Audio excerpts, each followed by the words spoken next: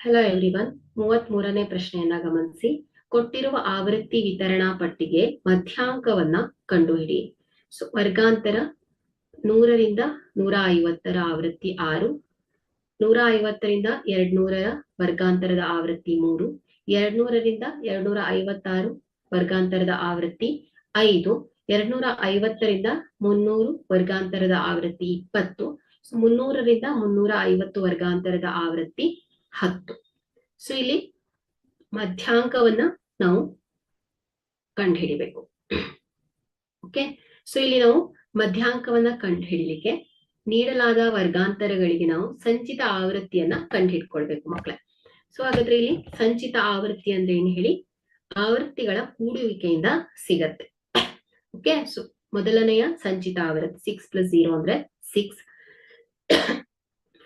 ಎರಡನೆಯ ಸಂಚಿತ ಆವೃತ್ತಿ 6 + 3 9, 9 + 5 14, 14 + 20 34, 30 + 4 10 44 ಆಗುತ್ತೆ.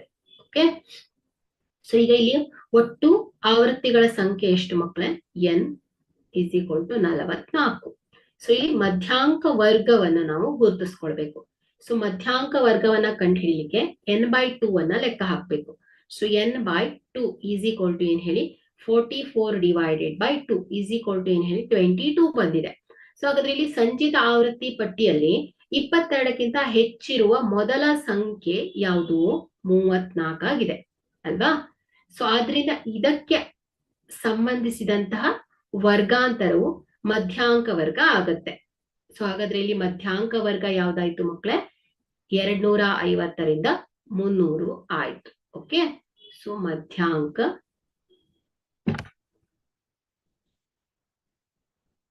ವರ್ಗ = ಏನ್ ಹೇಳಿ? 250ರಿಂದ 300.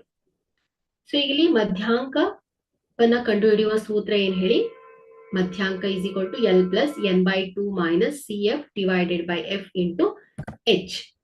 ಸೊ ಈಗ ನಾವಿಲ್ಲಿ ಈ ಎಲ್ಲಾ ಅಂಶಗಳನ್ನ ನಿರ್ಧರಿಸಬೇಕು. ಸೊ ಇಲ್ಲಿ ಮಧ್ಯಾಂಕ ವರ್ಗದ ಕೆಳಮಿತಿ L ಅಲ್ವಾ? ಸೊ ಮಧ್ಯಾಂಕ ವರ್ಗದ ಕೆಳಮಿತಿ ಏನ್ ಹೇಳಿ? L ಎಷ್ಟಿದೆ? 250. ಸೊ CF ಮಧ್ಯಾಂಕ ವರ್ಗದ ಹಿಂದಿನ ವರ್ಗದ ಸಂಚಿತ ಆವೃತ್ತಿ ಯಾವುದು? ಮಧ್ಯಾಂಕ ವರ್ಗದ ಹಿಂದಿನ ವರ್ಗದ ಸಂಚಿತ ಆವೃತ್ತಿ CF = 14. ಸೊ F ಏನ್ ಹೇಳಿ? ಮಧ್ಯಾಂಕ ವರ್ಗದ ಆವೃತ್ತಿ 20. F = 20. ಸೊ H = ಏನ್ ಹೇಳಿ? ವರ್ಗಾಂತರದ ಗಾತ್ರ. ಸೊ 300 - 250 ಅಂದ್ರೆ 50 ಬರುತ್ತೆ. ಸೊ ಹಾಗಾಗಿ H ಏನ್ ಹೇಳಿ? 50. ಸೊ ಈಗ ಮೌಲ್ಯವನ್ನ ಸೂತ್ರದಲ್ಲಿ ಆದೇಶಿಸಿ 250 + n/2 22 - 14 / 20 × H 50. ಸೊ = 250 + 22 - 14 ಎಷ್ಟು ಬರುತ್ತೆ? ಇದು 8 ಅಲ್ವಾ? So 8 / 20 × 50. So = 250 + 8 / 20. So 0.4. Okay, into 50 = 250 + 0.4 × 50 20 ಆಗುತ್ತೆ.